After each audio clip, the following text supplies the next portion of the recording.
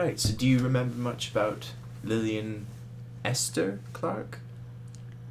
Or was she my granny, that she Yeah. was, not a lot. She was a very quiet, reserved person, and for some reason she didn't. My mother thought she didn't care too much for her because John, my mum and dad lived in a little house somewhere. We'll come across a picture of a street and two houses, one that side, one that side, and she didn't. My granny didn't much care for Lillian, it seemed, or at least Lillian reckoned her mother didn't care much about her, because when she came, Lillian lived up the road a little way. Yeah.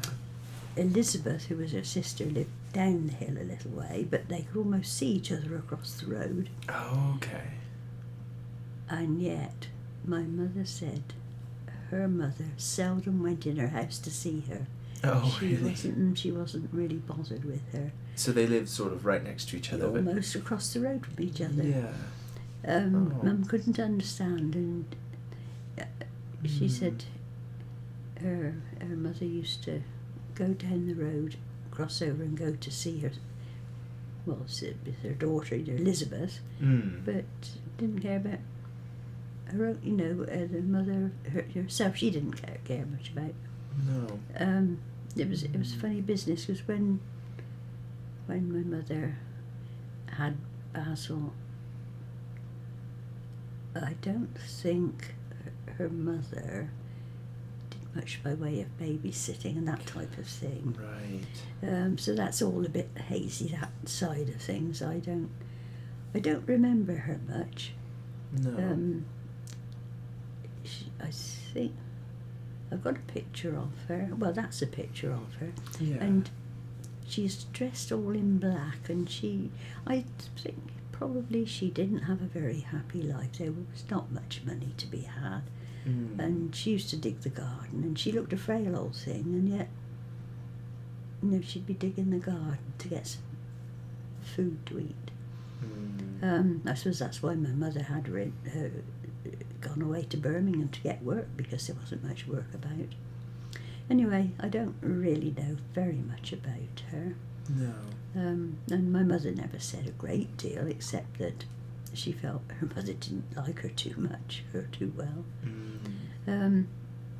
Okay. No, about, yes. So Lillian Esther Clark, she was married to James Hill. Yes. So that's your mum's dad. That's right, and he was a nice old man. I think he cared for me quite a lot. I can remember being on his knee, and Mum and Dad, William, isn't it, his surname? James. James Hill, yeah. James. He and his daughter, Lillian Alice, my mother, very fond of each other, and they got on well. And at one point he went to live with my mother and father at Bourton-on-the-Hill. There was no work to be had where they lived at Risington, and I can remember him coming over to Bourton-on-the-Hill. Mind you, I was about 5 or 6 years old then, and he lived in this little house we were in. It was a little house, the one I mentioned yesterday, had two bedrooms. It had a little living room and a little scullery place. Right. Now, so he'd got no work, and he came over to Bourton-on-the-Hill to live with, what was his daughter? My mother was his daughter, and he went to live with them for a while. But they hadn't got much room, and he slept in an armchair in the living room because he'd got no bedroom or anything. Some people were so very, very poor, and they certainly were poor. He came to Bourton-on-the-Hill, and I think Mum maybe looked after him until he died. I don't really remember hearing very much. And of course, now it's too late to ask anybody, isn't it? This is the sad part of things. Like, you're doing the right thing, and anything you want to know, you're asking now. It's no good waiting until we've all gone, and you can't ask them. So, anyway, that's the story of them. But you've got very fond memories of him. Oh yes, he was a nice one. I Granny Hill. I mean, she was all right. And I suppose maybe she was just shy. Some people are, and they get blamed for being standoffish, and that, don't they? That's true. But she was very different to Florence Ellen, who was my granny on my dad's side. So did you have any different names for them? Like, were they just grandma and grandpa, or grandfather? Gran. Yes. Grampy. Oh, okay. I think, yes, Grampy Gaydon, Grampy Hill, Granny Gaydon, Granny Hill. I think that's how we referred to them. Yeah. Not by their, you never called them by their Christian names. No. That wasn't done. Yeah. That would have been rude. Yeah.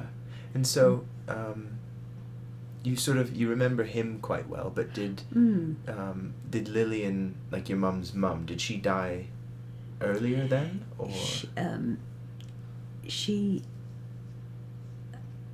We were living at Horton on the Hill. Now, I don't know whether he had already died, but, bear in mind I was only sort of 5 or 6 then, and I can't quite bring them all to mind, but I do remember him. He was a nice old man. Generally, he'd got a cigarette in his mouth, so I expect smoking that killed him. Yeah. Yes. But he was always very kind. And he was nice. Well. And he called his cigarettes coffin nails. So that's pretty horrible, isn't it? Yeah, that's no good. But you see, what have they got, poor things? No television. I don't suppose they even had a radio. Yeah, nothing probably at all. not. And he was the one who was the poacher, you see. Right, yeah. So he'd go onto farms and... Anyway, yes, he'd do. Go out and get some meat. Anyway... if we move on to Florence Ellen... Yeah, I was just going to tell you one little thing about Granny... Sure. Granny Hill. Yeah. As I called her. She must have come over to Bourton on the Hill, or my mother went to Bourton. I don't know who looked after us, but when she was dying, Mum did go over to care for her. So in spite of being given the cold shoulder, Mum did do her bit at the end, and she went to look after her mother, and she stayed with her until the old lady died. But she said, now, her other daughter Elizabeth was married to Joe Payne, I think his name was. He was a bit of an old drunkard. Yeah. And Elizabeth, who was Mum's sister, didn't have a very good life with him, this horrible old drunkard, Joe Payne. And she, when she was there, Mum said her mother was dying, and her mother said to her, Lily, you had the best of them. She was making amends by saying that to let Mum know that she'd had cared for. Yes, she acknowledged then that Jim, had been a better husband to Lillian, my mum, than Joe Payne had been to Elizabeth, the oldest girl. Can you kind of that makes sort sense. that out in... Yes. Yeah. Oh, okay. So that was that, and I suppose she died over at Little Risington, where I suppose she'd lived with James all their married life. Okay. Yeah. So if... It's all right. Yes, come on. So Florence Ellen, she's sort of your most memorable Gran, is she? Yes, she is. There, she looks as if she's either going to Chipping Norton or going over to see us. Oh, Mum never expected her to go over. She always turned up unexpectedly. Oh, really? And sometimes she'd say rather unkind, thoughtless things. I'm sure she didn't mean them, but one day she arrived and she'd gone over to see, I suppose, Baz and me when we were little children. Granny came over to Bourton-on-the-Hill to see us all, and because it wasn't far away on the train, you see, because with old Tom Gaydon, right. He, because he worked for me, he had a free ticket, so Granny had a free ticket to come over to the station quite near to Bourton-on-the-Hill. Anytime she wanted, she didn't have to pay, you see, just show her card like you have here and your free ticket. And Mum said she came one day and Granny looked in the door and she then looked around. Oh, your windows are dirty. I'll clean your windows for you. Of course, my mum was very offended at that. Oh. With two small children, you don't perhaps have too much time to clean windows. But yes, she looked round and apparently she used to make Cindy cry when Granny came. She'd always sort of put her head down and peer around. There was a bit of just inside the front door, there was a screen. Okay. And Granny'd come in the front door and peep round the screen, and Cindy would either be on her high chair or something or other, and used to be very frightened when this lady always poking her head round and saying "Bo" to her. So Mum wasn't too pleased about that. Yeah. But she was a good soul. She was very, very generous, and I think it's for Baz and me. She would give anything, and she was really what a grandmother should be. I think. She was very, very nice to us. Yeah. But she and Mum didn't really hit it off very well.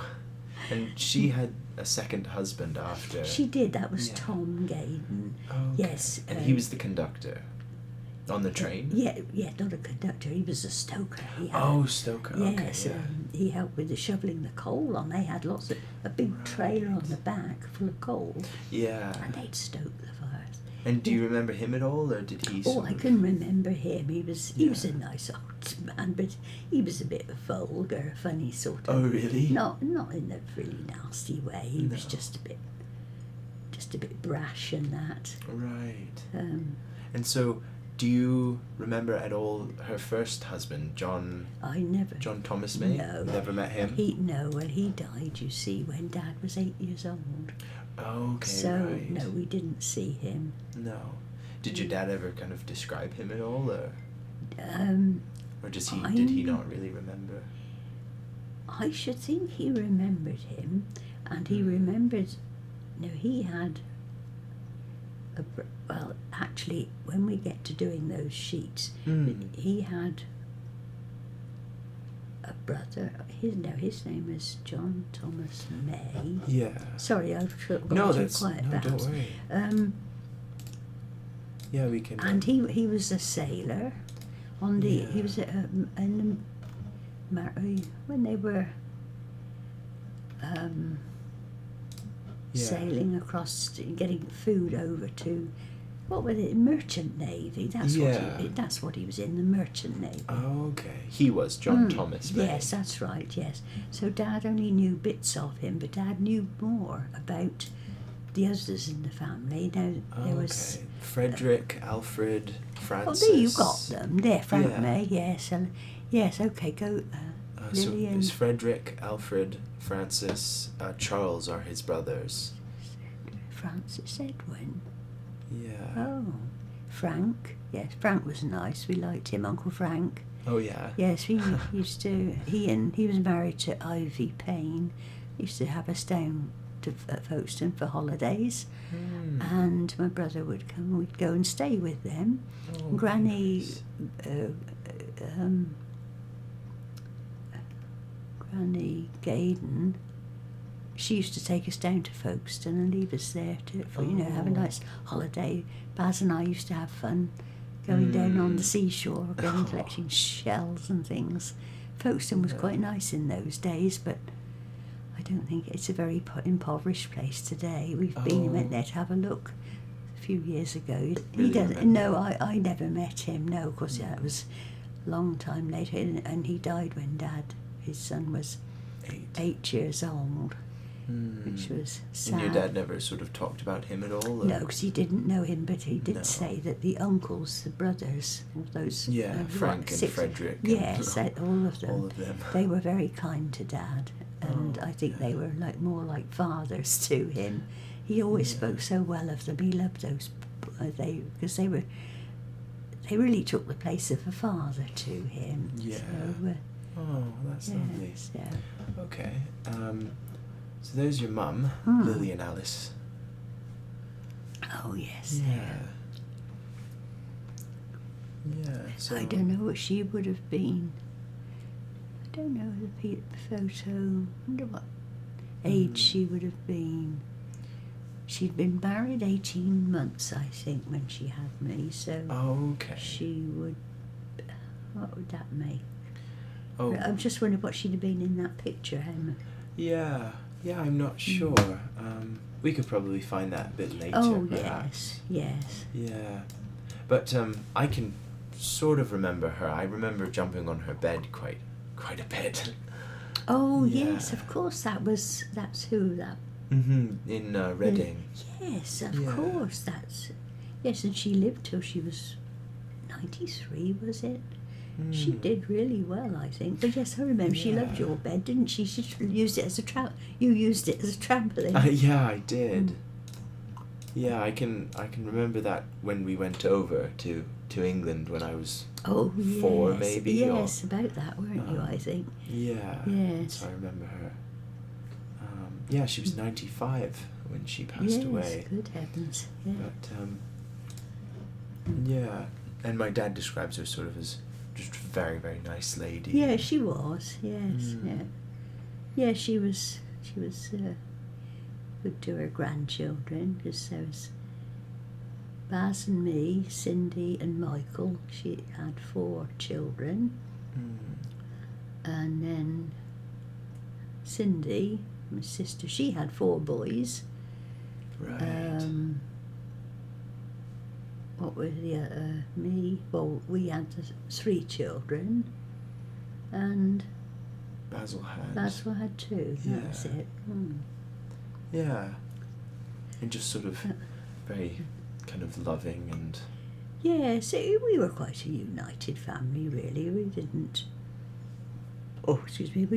have any riots or anything like that. And I think we always cared for each other, in that we would, if one was not well, we'd help out where you could.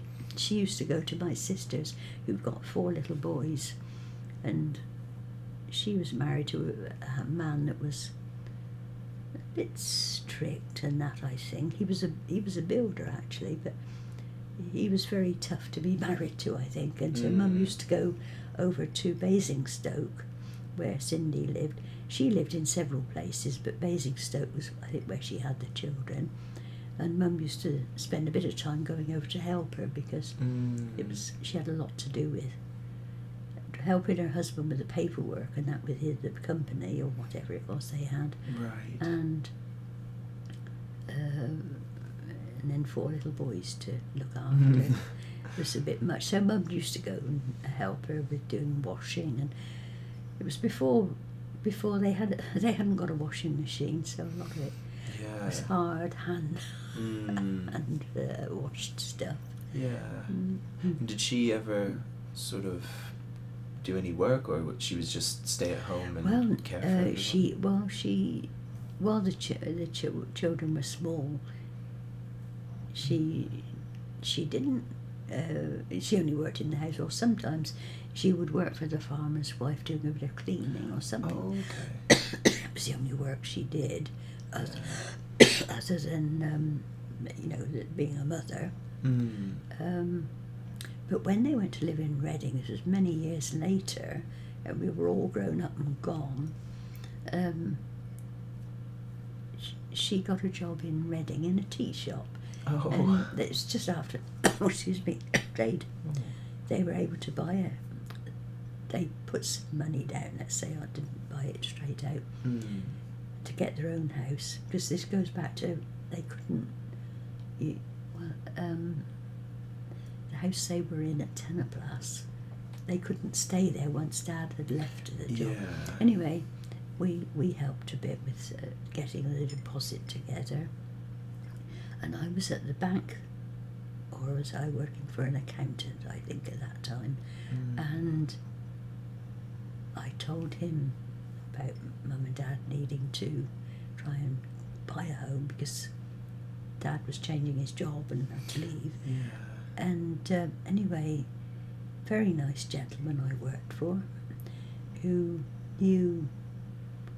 had a friend or knew a man or at a company, a Portman Building Society, and the man I worked for a mortgage. Right. And we put some money in. Anyway, we got the money together. They got a mortgage for a nice little house. Well, the house where you met them, that was their only home that they owned, and that was the first time in their life they'd owned anything like that. My mum and Dad didn't normally buy their own houses, as they didn't have the money. But it was fortunate that I was able to sort of liaise between my job and also helping them get the money together. I think the rest of the family, I expect Baz put a bit in, and we put a bit in. Anyway, they got the mortgage money together and they bought that little house.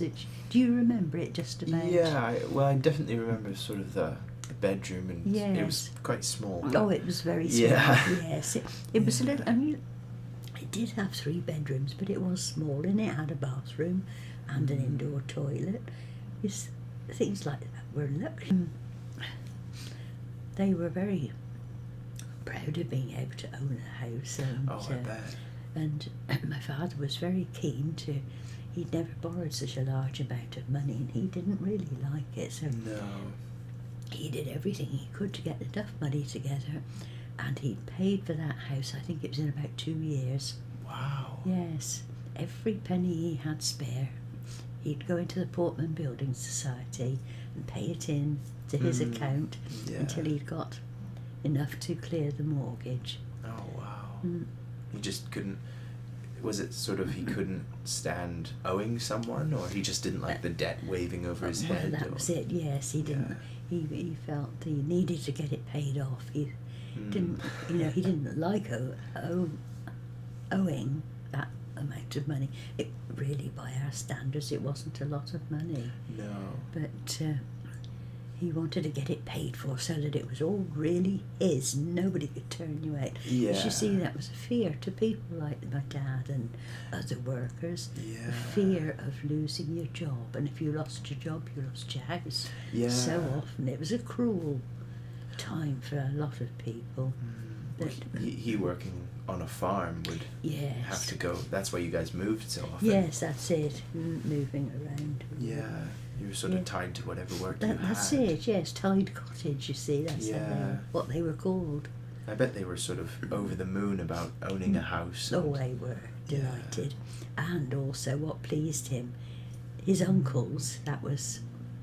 Yeah, Frederick and Frank. Frank and Charlie, and there was 4 or 5 of them. They looked upon Dad as their one, because Frank, they lost their only son in the war. That was Edwin, his name's. Right. We got a nice photo of him somewhere. Oh, okay. It's in the stuff, in these papers and things. Yeah. Anyway, they were so proud of Dad. As I say, they looked upon him as their son, and to have saved and bought that house, they were very impressed, and I know he was pleased that they were pleased. Yeah. Yes. Oh, that's nice. He was quite happy there. Yeah, and you said he was very musically gifted. He was. Yeah. He was in a choir. He sang in a choir at St Paul's Cathedral, I think it was. Really? Well, I'm sure that was it. Baz could confirm that, yes. Wow. He'd got a lovely singing voice. He could yodel. Oh, and I love to hear people yodeling. In that, my family, With The Sound of Music? Sound of Music, where about the goat herders and the yodel, ole. Yeah. And Dad could yodel beautifully. Oh. And he was in the church choir. I think once we got married and moved about, maybe he didn't stay in a choir then. No. I think it was more like the early days until they had the children, or had us. He belonged to what was called a chorals. Choral means music, doesn't it? And singing and that. Yeah. Choral. I think so. I believe it. Choral, C-H-O-R-A-L, choral. He belonged to a choral society. Right. So continued his singing,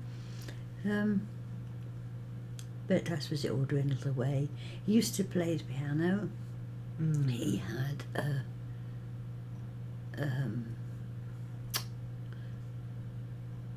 several instruments, a banjo.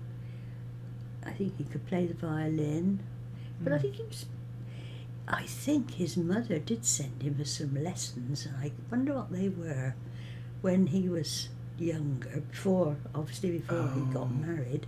Right. And his mother, by then his dad had died, and his mother sent him for singing lessons, or music lessons. It would have been the piano, violin, and another. I don't know whether he played the trumpet a bit, but he seemed to dabble in most instruments. And wow. No, I'm going to have hiccups. Oh, dear. Oh, yeah, don't worry. Yes. Can't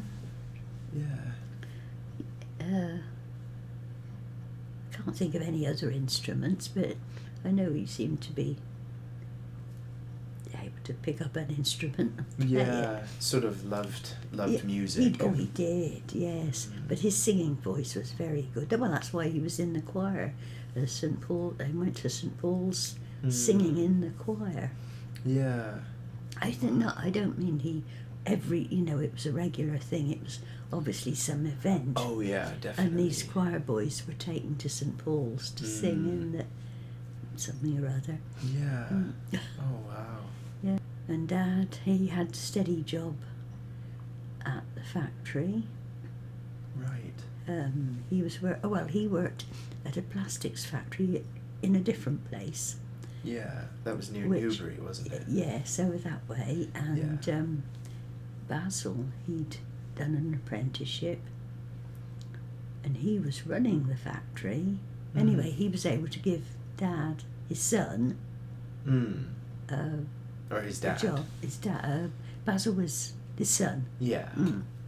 So, Yes, Dad had had to leave Tenor-Plus, of course. And it was at the same time, it's all sort of coming together then, that they were able to buy a house. And Basil had done his national service, and he went to work at Slough for a plastics factory. Yeah. It was almost like a family affair. Yeah. Because my brother Michael went there to work as well. Oh, really? So there was Dad and his two sons. Of course, there was a lot of other people. It was a big factory, but Basil, he was very clever, really. He was an engineer, and he'd done an apprenticeship, and he ran these. There were 7 factories in the end, up at a place called Slough. Right. And anyway, gradually, time all passes by, and Dad got sick, and he died first. Mum. 2003, I think. Yes, that's right. She got frail, and she died. Dad went, and that was the end of that sort of hierarchy, or whatever you call it. Yeah.